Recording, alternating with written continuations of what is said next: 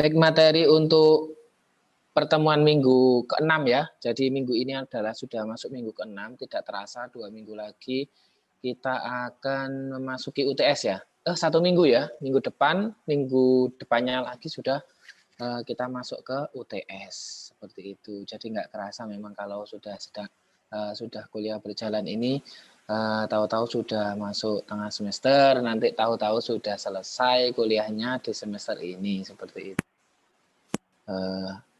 Bener ya, nggak kerasa ya? Nggak kerasa apa kerasa teman-teman ini? Nggak kerasa Pak, udah UTS aja Pak. Wah. Oh gitu, berarti sama ya perasaannya dengan saya, nggak kerasa sudah tiba-tiba mau UTS saja. Oke, minggu ini, minggu ke-6 kita membahas tentang deadlock ya. Nanti akan diawali penjelasannya oleh kelompok 4 ya. Insya Allah ini materi yang tidak begitu rumit ya kalau dibandingkan dengan materi-materi yang lain seperti materi yang minggu kemarin sinkronisasi proses atau yang treat itu bahkan ya mungkin minggu kemarin ya yang agak berat banyak tentang algoritma seperti itu, algoritma di dalam sistem operasi. Kalau di deadlock ini nanti lebih bisa di logika seperti itu. Jadi nanti enak lah, kemungkinan besar enak kalau saya baca materinya seperti itu. Jadi saya harapkan nanti teman-teman bisa mengikuti lebih maksimal. Oke, sebagaimana biasanya sebelum perkuliahan hari ini kita mulai, marilah kita berdoa ya. Marilah kita berdoa terlebih dahulu, bersyukur dan berdoa. Yang pertama bersyukur kita masih diberikan kesempatan ya, terutama kita masih diberikan kesehatan, di mana sebagian kecil ya dari saudara-saudara kita ada yang mungkin saat ini dalam kondisi yang sakit sehingga tidak bisa melakukan aktivitas sebagaimana biasa. Apalagi untuk belajar dan berbagi ilmu. Kalau kondisi kita sakit pasti kita akan kesulitan. Saya kasih contoh aja, misalkan kita sakit kepala gitu ya, apalagi kuliahnya online kayak gini, pasti nanti tambah pusing ketika melihat layar monitor seperti itu. Yang pertama kita syukuri atas nikmat kesehatan yang telah diberikan oleh Tuhan Yang Maha Esa. Kemudian yang kedua, marilah kita berdoa semoga ilmu yang kita dapat hari ini, teman-teman, dan ilmu dan kesempatan-kesempatan yang lain, semoga menjadi ilmu yang bermanfaat. Kemudian yang ketiga, kita berdoa semoga teman-teman di sini khususnya ya, teman-teman IT kelas 02 IT 0202 ya. Semoga nantinya diberikan pendidikannya bisa selesai tepat waktu ya. Jadi bisa lulus tepat waktu dan di waktu yang tepat. Di waktu yang tepat itu apa? Artinya setelah lulus teman-teman nanti sudah langsung dapat kerja atau langsung sudah bisa cari uang atau langsung sudah bisa berkarir seperti itu, yaitu di waktu yang tepat seperti itu. Berdoa menurut kepercayaan dan agama masing-masing, berdoa dimulai.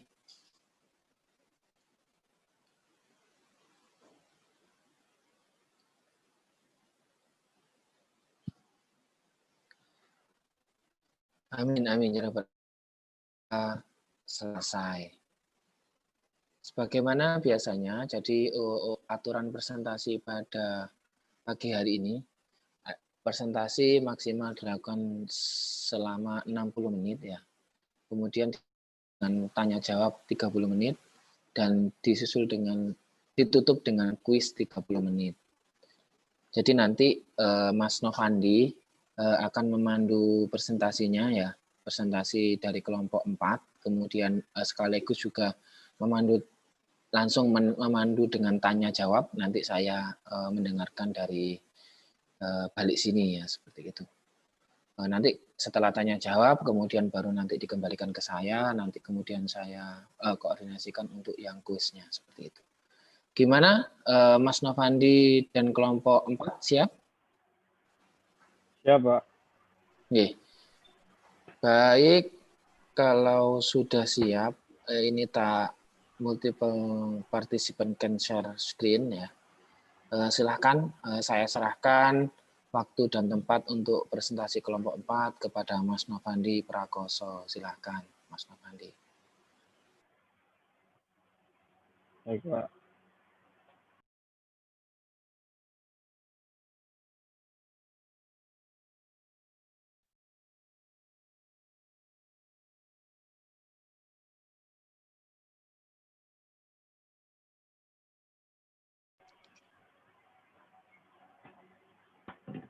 Ya, Assalamualaikum warahmatullahi wabarakatuh. Waalaikumsalam warahmatullahi wabarakatuh. Selamat pagi teman-teman.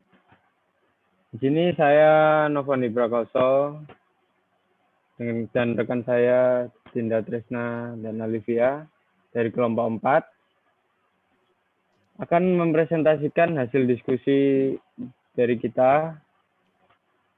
Topik pembahasan yang akan kita bahas kali ini mengenai hal dasar deadlock dalam sistem operasi.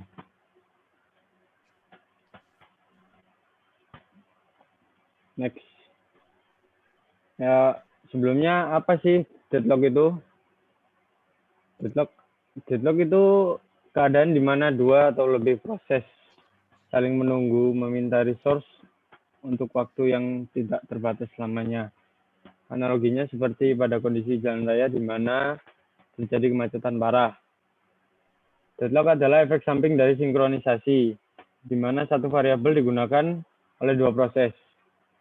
Kejadian deadlock selalu tidak lepas dari sumber daya, bahwa hampir seluruhnya merupakan masalah sumber daya yang digunakan bersama-sama. Sumber daya ini tidak habis dipakai oleh proses manapun, tetapi setelah proses berakhir, sumber daya ini dikembalikan untuk dipakai oleh proses lain yang sebelumnya tidak kebagian sumber daya ini. Seperti contohnya prosesor, lalu channel I/O, disk, semafor. Contoh peran sumber daya jenis ini biasanya terjadi misalkan sebuah proses memakai disk A dan B, maka akan terjadi deadlock jika setiap proses sudah memiliki salah satu disk dan meminta disk yang lain.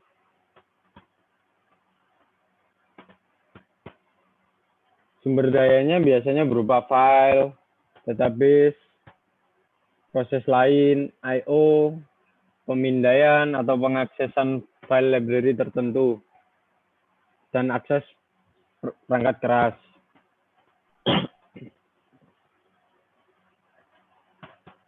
Selanjutnya, kondisi penyebab deadlock akan dilanjutkan oleh rekan saya, Dinda Tresna. Dipersilakan, Dinda Tresna. Di sini saya akan menjelaskan mengenai kondisi penyebab deadlock. Yang pertama yaitu mutual exclusion. Mutual exclusion itu kondisi jika suatu proses menggunakan suatu resource, tidak ada proses lain yang boleh menggunakan resource tersebut. Kemudian ada hold and wait. Pada saat suatu proses mengakses suatu resource, proses tersebut dapat meminta izin untuk mengakses resource yang lain. Kemudian ada no preemption.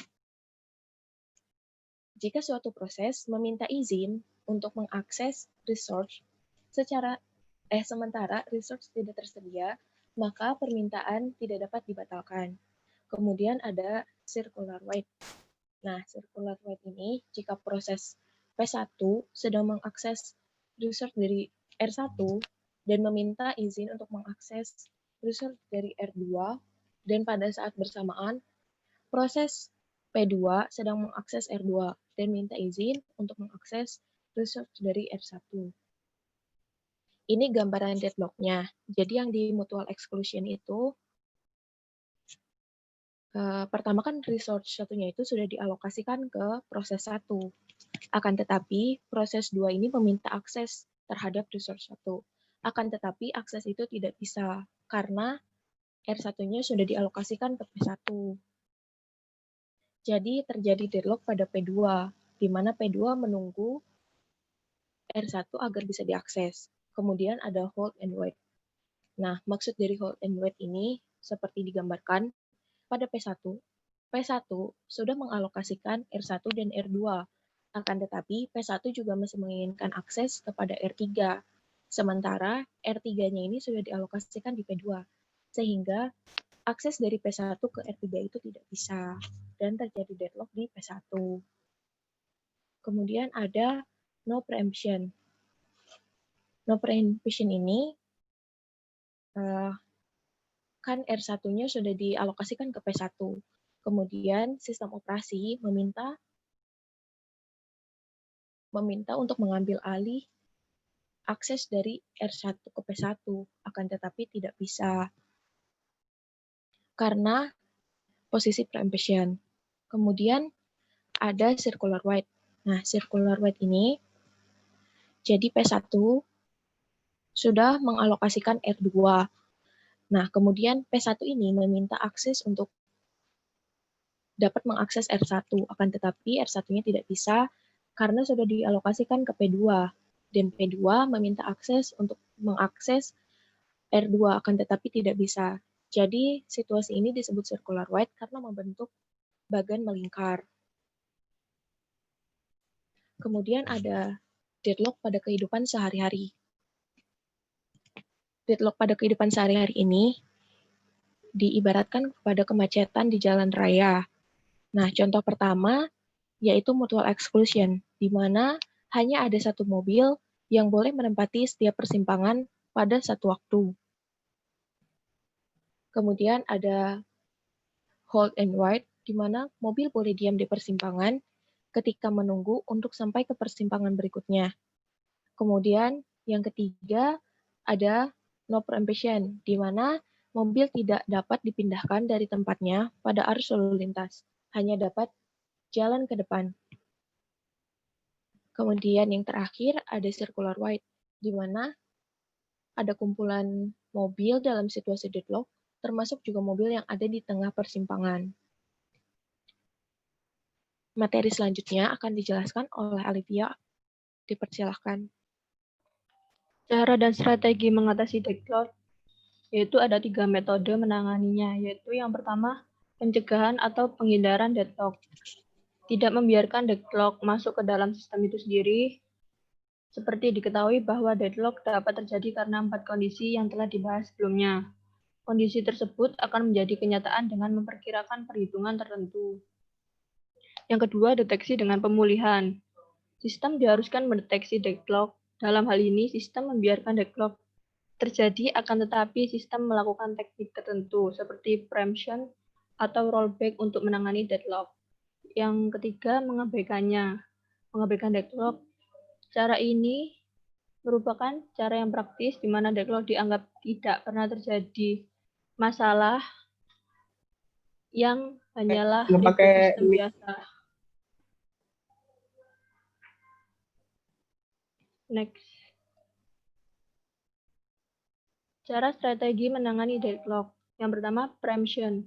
Mengambil sumber daya dari suatu proses dan memberikannya kepada proses lain.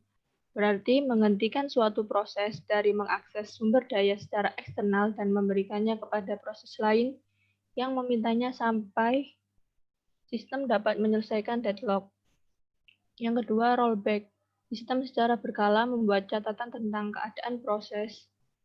Sistem akan menyimpan catatan status dari setiap proses dari waktu ke waktu.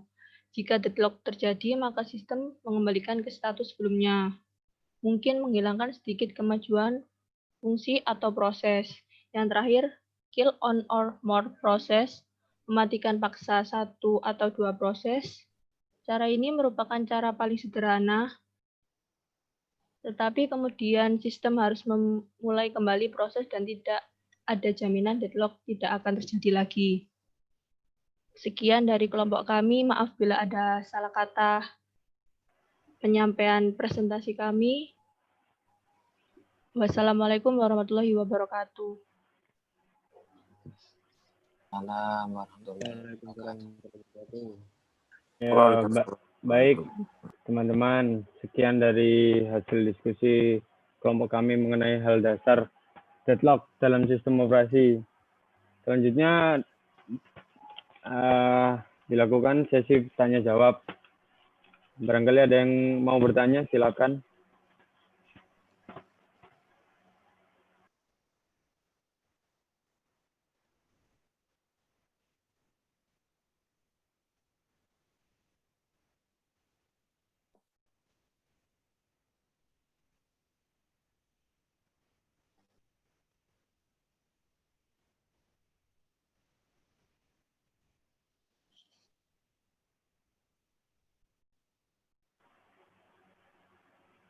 Silakan yang ingin bertanya.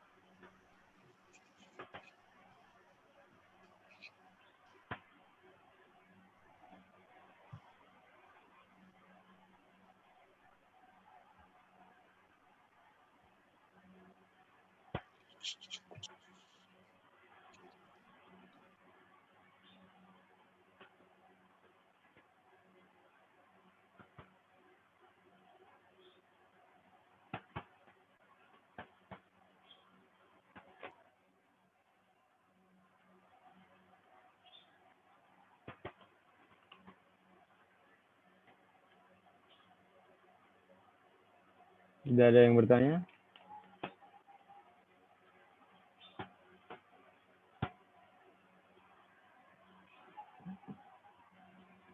Ya, baik. Kalau tidak ada yang bertanya, kita akhiri sesi ini. Saya ucapkan terima kasih, teman-teman. Wassalamualaikum warahmatullahi wabarakatuh. Selanjutnya akan dikembalikan ke Pak Nasrul. Terima kasih, Pak. Iya. Baik, sama-sama kita kasih aplaus untuk kelompok 4 atas presentasinya. Kasih aplaus ya. Oke. Wah, yang terakhir ini kok kayak gini. Gini, oke. Iya.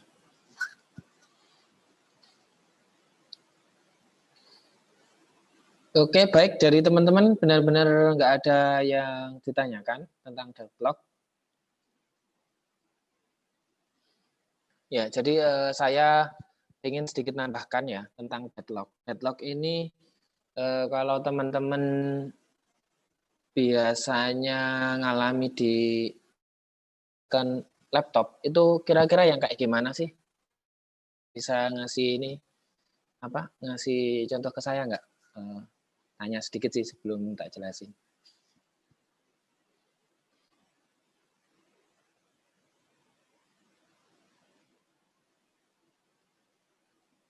Kelompok 3 barangkali, kelompok 4 itu kalau misalkan kita kondisinya kita mengoperasikan komputer ya, komputer atau laptop atau HP mungkin ya, ini sering kita lakukan, sering kita alami. Saya yakin teman-teman sering alami lah yang namanya apa deadlock di sistem operasi itu. Itu kayak gimana sih? Monggo silahkan Mbak Dinda, Mas Novandi, atau bahkan kelompok yang lain yang saat ini tidak presentasi. Bisa ngasih contoh. Coba.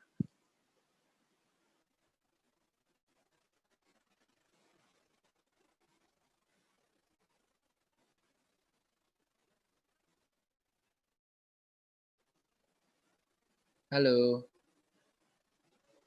Nggak apa-apa, nggak perlu ini, nggak perlu takut ya. Teman-teman namanya belajar itu ya kita kan belum tahu mana yang benar dan mana yang salah. Kita terus belajar. Bahkan posisi seperti saya pun juga tetap belajar. Sedangkan ketika teman-teman menyampaikan pemikirannya, menyampaikan pendapatnya, itu juga masuk belajar. Ketika itu ada yang kurang tepat, ya nggak apa-apa, namanya juga belajar. Nanti pengarahnya siapa ya? Dosen, makanya itu sangat butuh ada dosen itu sebagai yang pertama yang meluruskan, yang kedua yang membimbing, yang mengarahkan seperti itu. Jadi kalau teman-teman punya pendapat, monggo disampaikan, nggak apa-apa. Yuk.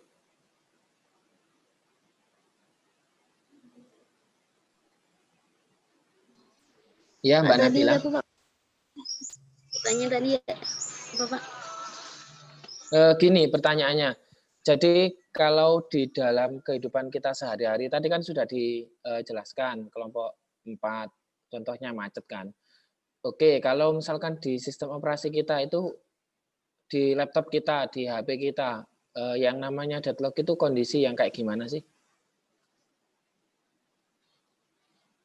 Contoh real di HP sama di laptop kita atau di komputer kita. Saya mau coba jawab boleh? Boleh, silakan. Kalau yang saya tahu ya Pak, contohnya itu kayak misalkan proses print gitu loh Pak. Kan kita masukin berkasnya dari folder kan untuk di print. Nah, Ya. habis itu kan kemudian kan proses sistemnya itu kan ngecek yang di printnya itu berkasnya itu banyak atau enggak. Nah, semisal ada 2 berkas Pak, berarti kan harus satu-satu dan otomatis berkas yang satunya itu menunggu. Oke, ya, sip. Ya, benar bisa itu juga. Contoh print juga. Saya mau coba jawab, Pak. Oh ya, silakan Mbak Nabila, monggo. Kalau menurut saya tuh kayak kita lagi mau masuk ke Google, terus kadang ada proses kayak not responding atau masih loading gitu, Pak. Iya.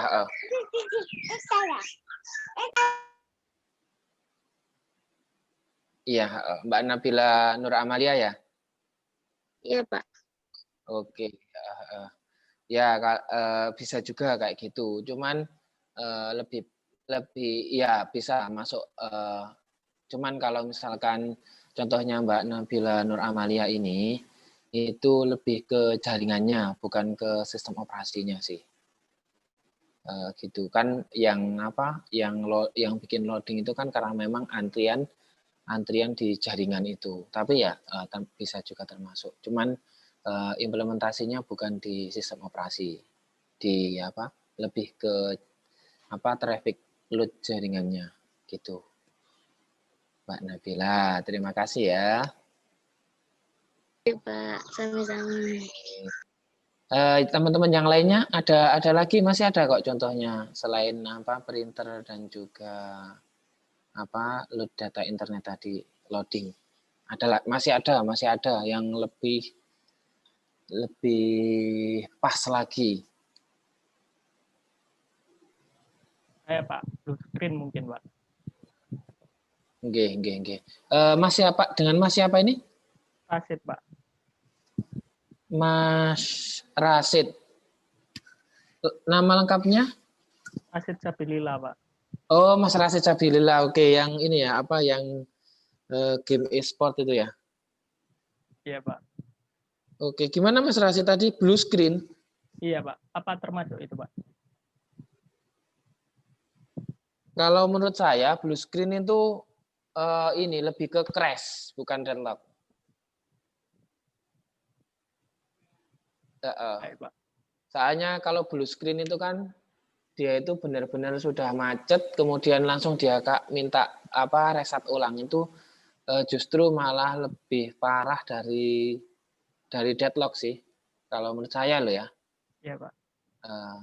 Gitu. Baik Pak, terima kasih Pak. Oke, sama-sama Mas Rasid. Oke. Blue screen itu ini ya, kalau misalkan kita mengkaji lebih jauh, blue screen itu bisa disebabkan oleh banyak hal ya, teman-teman. Jadi laptopnya teman-teman bisa blue screen itu bisa aja karena memang hardware-nya sedang kotor, sedang rusak seperti itu.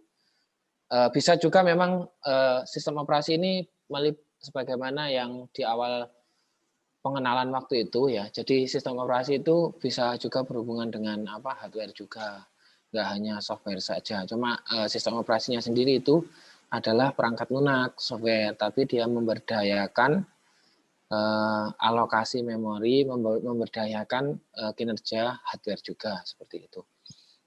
Nah, kalau blue screen itu bisa dianalisis lebih jauh lagi, lebih banyak penyebabnya, nggak hanya deadlock ya. Deadlock kemudian dia kan bisa juga karena memang hardware-nya lagi error, bisa juga karena memang traffic yang terlalu banyak, kemudian hardware-nya nggak kuat, nggak mampu, kemudian akhirnya terjadi blue screen. Cuman kalau deadlock ini, teman-teman, deadlock ini itu masih dia itu laptopnya itu masih hidup. Jadi laptopnya itu masih jalan gini, ya. Ini sudah masuk ke clue ya. Masih jalan kayak gini, cuma nggak bisa digerak-gerakin gitu loh. Nah itu kondisinya seperti itu, deadlock di dalam sistem operasi itu kayak gitu. Jadi teman-teman bisa kayak istilahnya itu nge-lag ya, nge-lag. Tapi deadlock ini lebih lama ya, lebih lama. Dia itu wes intinya kita itu udah kayak gimana ya, laptop ini sudah tampilannya itu kayak nge-freeze gitu loh, nge-freeze. Freeze sudah nggak bisa digerakin, nggak kita mencet-mencet juga nggak bisa seperti itu. Lah itu kalau menurut teori yang disampaikan oleh kelompok 4 tadi kan ada beberapa ya yang bisa dilakukan untuk mengatasi deadlock ya. Sebentar tak coba buka dulu ya. Ini ya.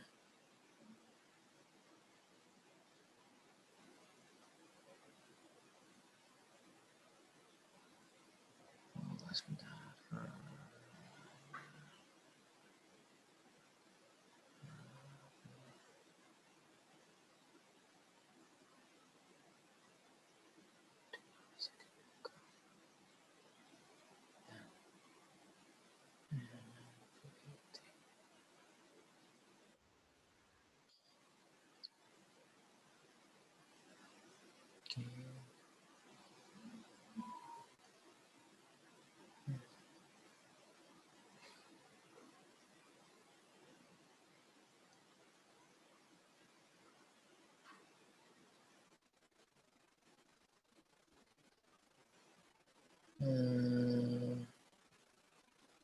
Oke.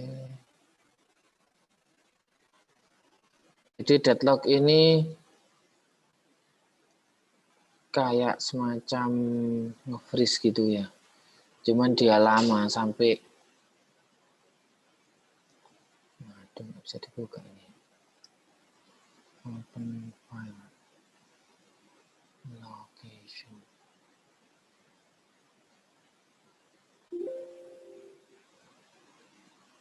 Bentar ya.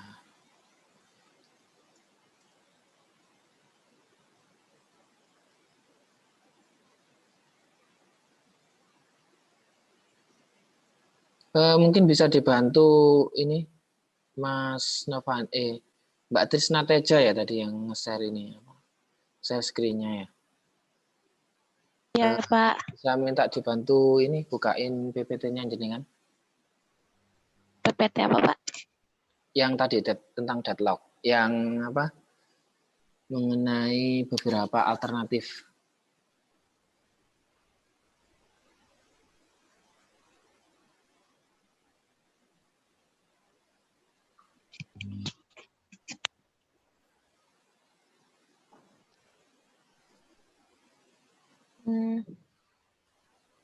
Oke, nah. Ini, Pak. Enggak, lanjut aja. Ya ini kan jenis-jenisnya ya. Nah ini, menangani. Oke. Baik, terima kasih ya Mbak Dinda. Ya, Pak. Jadi ini kalau menurut teori itu ada 3 kan ya. Ada 3, ini teman-teman perlu ingat ya. Nanti ini masuk ke kuis kayaknya. Ada yang pertama preemption.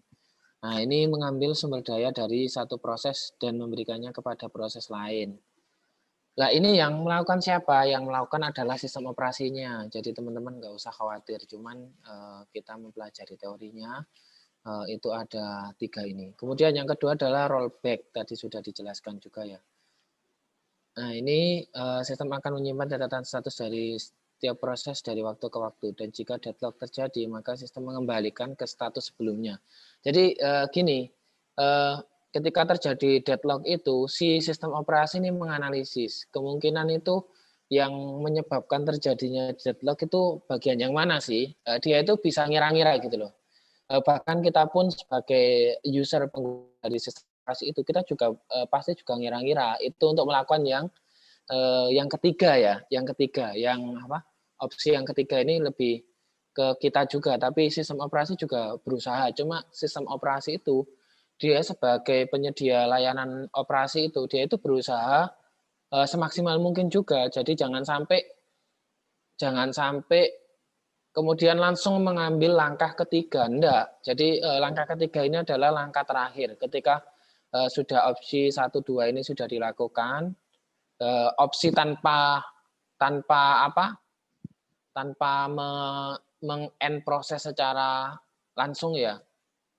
Karena kan ketika kita melakukan end proses itu kan banyak resikonya gitu loh. Banyak resikonya. Kalau misalkan aplikasi atau data yang kita olah, lagi kita buka, lagi kita kerjakan itu belum selesai dan belum kita save ya. Kemudian kita langsung kill gitu aja, bisa merugikan user gitu loh. Nah, jadi makanya sistem operasi ini tidak semerta-merta ya, semata-mata langsung dia memilih opsi yang ketiga, tapi dia mencoba opsi 1, 2 dulu, dicoba dulu. Kira-kira yang pertama kan dia mencoba mengambil alihkan sumber daya yang lain. Ini yang paling aman ya, yang paling safe. Jadi aplikasi ya sistem operasi yang sedang deadlock, sedang nggak bisa diapa-apain itu sama si sistem operasi itu coba dialihkan. Ini yang membutuhkan alokasi memori yang lebih besar. Nah, itu kemudian dikasih tambahan sumber daya biar dia itu bisa ngangkat, bisa segera diselesaikan prosesnya seperti itu.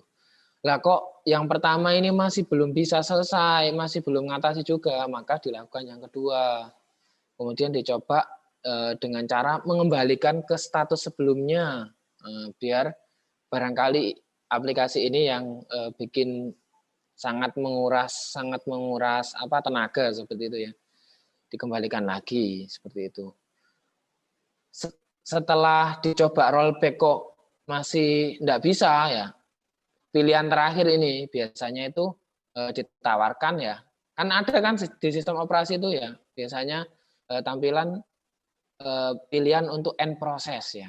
Itu kalau misalkan kita masih membiarkan sistem operasi ini, biarkan dia berusaha terlebih dahulu, misalkan seperti itu. Kadang kan kita ada yang seringkali ya, bahkan ketika kita sudah dekat deadline, tiba-tiba terjadi deadlock, tiba-tiba nge-freeze ya layarnya. Kita kan sudah panik terlebih dahulu ya. Kemudian kita ngambil langkah yang ketiga, kill one and more process, seperti itu. Caranya gimana? Biasanya kita tekan tombol keyboard Ctrl plus Alt plus Del ya. Itu untuk mengaktifkan task manager ya. Nah, itu salah satunya dengan cara kill one or more process. Maka kita analisa sendiri. Wah, ini kira-kira aplikasi mana ini yang bikin macet ini ya. Yang bikin laptop saya macet, laptop saya deadlock, kan katakan seperti itu ya. Ini saya yakin teman-teman sering ngalami ya, apalagi yang nyuwun sewu, memori RAM-nya itu sangat kecil ya. Sedangkan kebutuhan RAM-nya sebenarnya, kebutuhan RAM itu kan random access memory kan. Nah, bisa jadi salah satu penyebabnya itu ya karena memang RAM-nya terlalu kecil, sedangkan aplikasi yang dibuka itu terlalu besar, terlalu berat. Misalkan kayak prodi teknologi informasi misalkan. Kan itu kan butuh banyak aplikasi kayak programming, Java, kemudian Python misalkan. Kalau Python kan masih mending ya, bisa online, bisa lebih enteng lah kalau Python. Yang agak berat itu Java, C++ itu lumayan ya. Kemudian laptop kita juga dilengkapi dengan software design misalkan. Sama-sama berat, kita buka bersama-sama. Itu kan sangat riskan sekali munculnya deadlock. Karena memang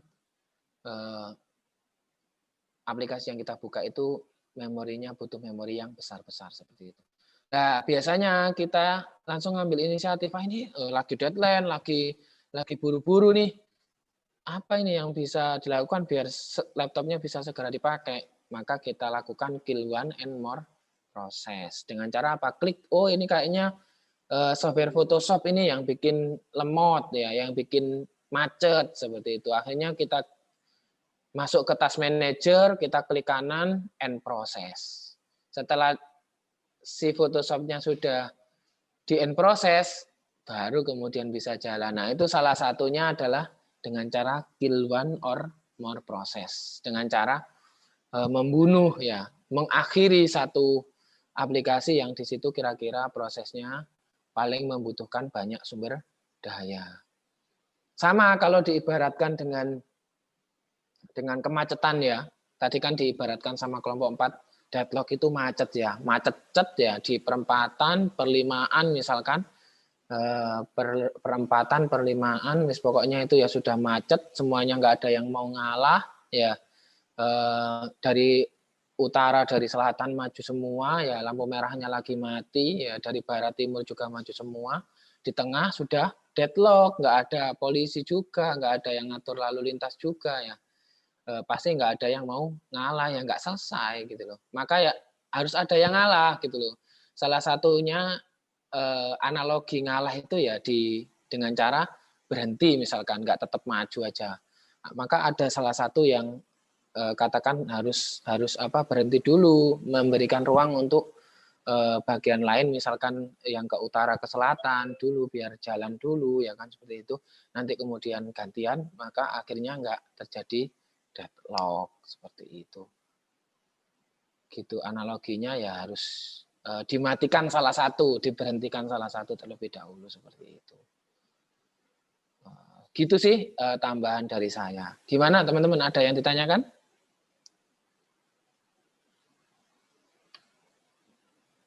Ada yang didiskusikan? Nah, inilah perlunya algoritma itu. Jadi sistem operasi itu dibantu dengan adanya algoritma itu ya, biar nggak terjadi hal-hal semacam ini. Jadi kan bisa dibayangkan sistem operasi itu kerjanya sangat keras teman-teman ya. Dalam satu load kayak gini ini aja ya, ini kan multitask banget. Saya ini sambil buka Zoom, sambil buka juga Chrome, sambil buka juga Explorer ya, sambil buka PDF juga seperti itu. Itu kan dalam satu waktu ketika saya ingin buka Zoom, Zoom-nya harus jalan. Nah, itu gimana, itu kan sangat keras kerjanya seperti itulah. Dibantu dengan sistem operasi ini, dibantu dengan banyak elemen kayak misalkan kinerja menggunakan algoritma tertentu. Kalau di deadlock ini ada istilahnya algoritma banker, ada algoritma unta, bahkan ya kalau teman-teman baca ya, ada Dijkstra ya kan, seperti itu. Sebagaimana yang kayak kemarin minggu lalu dipresentasikan oleh kelompok yang menjelaskan tentang sinkronisasi proses, itu ada algoritma Dijkstra. Itu kan hubungannya dengan pengalokasian sumber daya, di mana semua proses itu harus diproses secara bersamaan dalam satu waktu, maka harus ada prioritas mana yang lebih dikasih sumber daya yang paling banyak seperti itu, mana yang dikasih lebih sedikit seperti itu. Itu sih tambahan dari saya.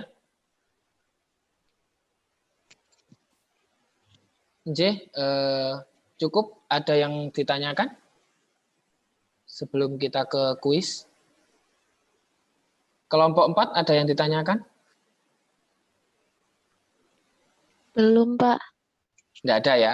Berarti sudah bisa nerima ya, sudah masuk ya, sudah paham ya kira-kira ya.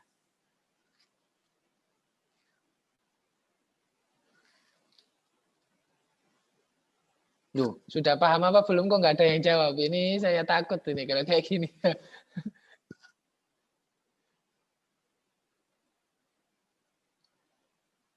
Halo. Pak, mau tanya saya. Iya, silakan Mas Novandi. Nggih. Bedanya apa sih Pak?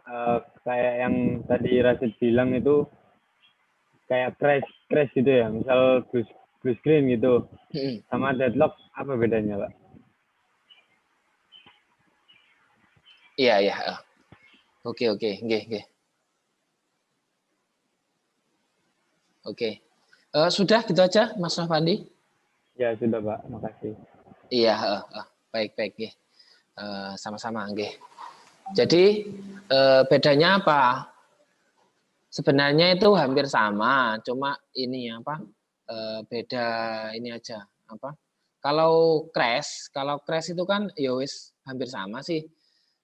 Crash itu kan bahasa lainnya aja. Crash itu ya hampir sama kayak macet, cuma kalau crash itu biasanya itu ini apa lebih ke dia itu langsung ke restart gitu loh.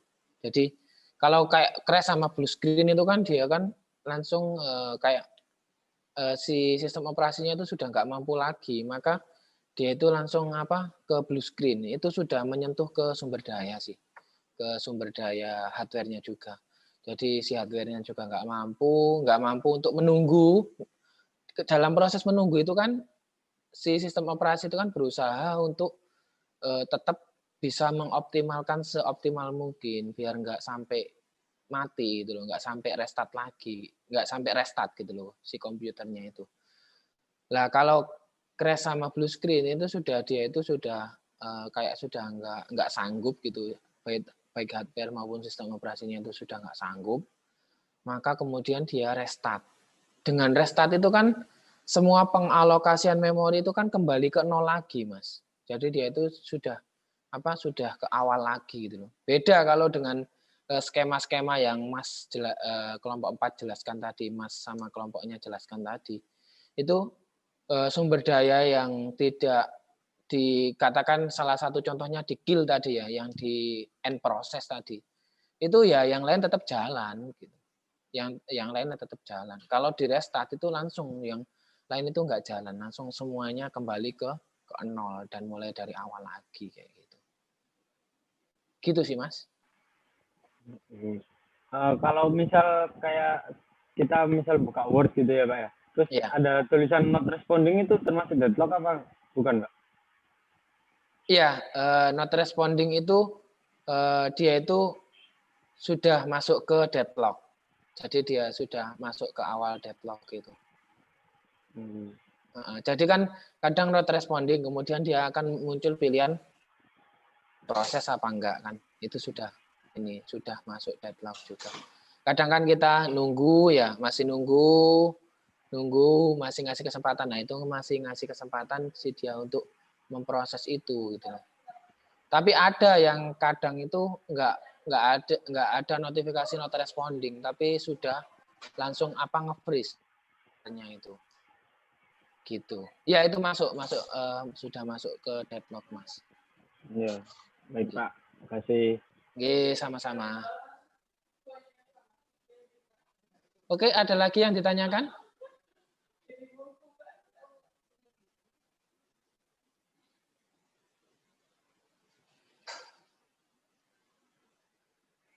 Nggak ada ya? Sudah cukup ya, bisa nangkep ya teman-teman ya? Insya Allah, Pak. Siap, Mas Wahid. Oke, kalau misalkan nggak ada yang ditanyakan,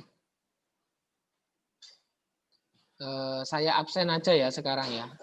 Ini 29 toh ya yang hadir. Saya buka absennya sebelum nanti kita ke kuis ya.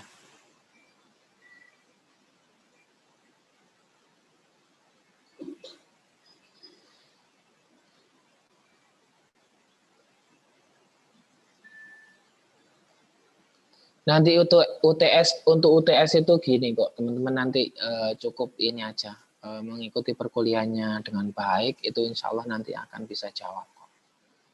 Nggak terlalu teoritis banget juga, tapi lebih ke nanti kayak pendapatnya teman-teman kayak gitu. Kalau misalkan ada kayak misalkan katakan contoh deadlock itu kayak gimana, terus menurut teman-teman itu implementatif realnya yang terjadi dalam sistem operasi kita itu kayak gimana, itu nanti lebih ke kayak gitu.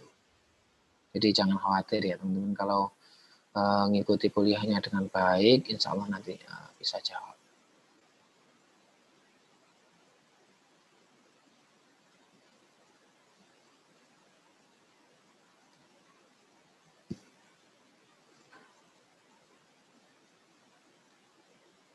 Oh, sudah cetak ya, sebentar.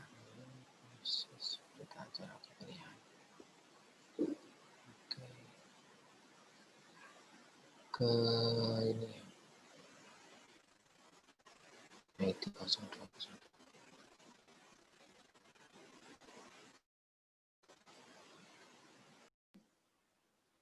Oke, itu aja dari saya. Kurang lebihnya mohon maaf. Ya. Selanjutnya nanti kuis ya. Linknya sudah ada di e-learning. Habis ini tak buka. Nanti waktunya sampai pukul 12 ya. Tak kasih waktu cukup panjang ya. Sebenarnya kan 30 menit. Cuma nggak apa-apa wes sampai 1 jam aja. Dikasih sampai pukul 12 nggak apa-apa. Soalnya juga kan masih masuk dalam cover waktu perkuliahan seperti itu. Gitu ya, cukup ya sampai pukul 12 ya. Cukup, Pak. Pak. Oke. Baik, itu aja. Nggak ada yang ditanyakan lagi, teman-teman? Pak mau tanya, UTS itu Oke. berapa minggu lagi ya, Pak? Minggu ke-8. Jadi minggu depan itu minggu ke-7, kemudian minggu ke-8. Tapi nanti nunggu ini ya, nunggu kabar terbaru lagi karena kan kita akan kemarin kepotong cuti ya. Kepotong cuti 1 minggu ya. Barangkali nanti dari bagian akademik ada kebijakan apa? Nambah 1 minggu lagi atau nanti kita tunggu info resmi lah.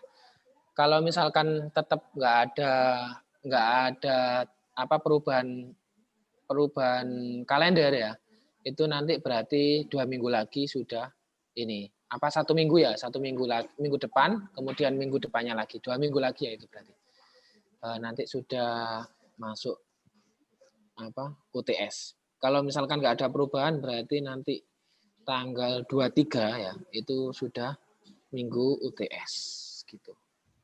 Ya, Pak. Makasih, Pak. Oke, sama-sama. Ada yang ditanyakan lagi?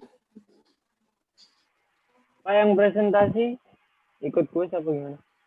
Oh ya, yang presentasi nggak usah ikut kuis. Kan teman-teman yang presentasi sudah dapat nilai presentasi hari ini. Oh, baik, Pak. Makasih. Oke, sama-sama Mas Novandi. Oke, kalau nggak ada yang ditanyakan lagi, saya rasa cukup sekian dari saya. Kurang lebihnya mohon maaf. Semoga bermanfaat. Saya tutup. Wassalamualaikum warahmatullahi wabarakatuh. Selamat siang. Waalaikumsalam. Assalamualaikum warahmatullahi wabarakatuh. Terima kasih, Pak. Baik, Makasih, Pak. sama-sama. Terima kasih, Pak. Nggih, sama-sama. Saya akhiri nggih. Terima.